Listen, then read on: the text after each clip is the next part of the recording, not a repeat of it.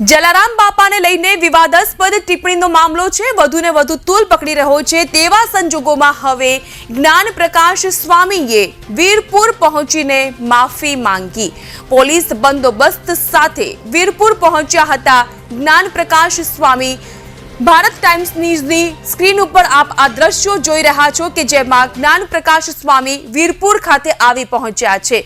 જલારામ બાપા વિશે જ્ઞાન પ્રકાશ સ્વામીએ વિવાદાસ્પદ ટિપ્પણી કરી હતી। ઠેર ઠેર તેઓના નિવેદનનો વિરોધ કરવામાં આવ્યો, વિવાદનો મતપૂડો છંછેડાયો, પૂતળા દહન પણ કરવામાં આવ્યું। વિવિધ જગ્યાએ મામલતદારને આવેદનપત્ર આપવામાં આવ્યું અને એ જ કહેવામાં આવ્યું કે જ્ઞાન પ્રકાશ સ્વામી વીરપુર આવીને નતમસ્તક થાય બાપાની સામે અને તેઓ વીરપુર આવીને માફી માંગે। એ જ પ્રકારે આજે જ્ઞાન પ્રકાશ દાસજી જે મહારાજ છે, સંત છે, જેઓએ વીરપુરમાં જલારામ બાપાને લઈને વિવાદાસ્પદ ટિપ્પણી કરી હતી અને એ જ ટિપ્પણીને લઈને લોકોમાં ભારોભાર રોષ વ્યાપી ગયો હતો।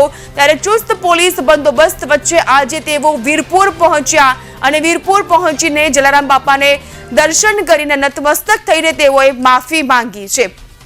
કારણ કે વિવિધ સમુદાય દ્વારા જલારામ બાપાના જે ભક્તગણ છે તેઓના દ્વારા વિવાદ કરવામાં આવ્યો હતો અને પુતળા દહન પણ થયું હતું।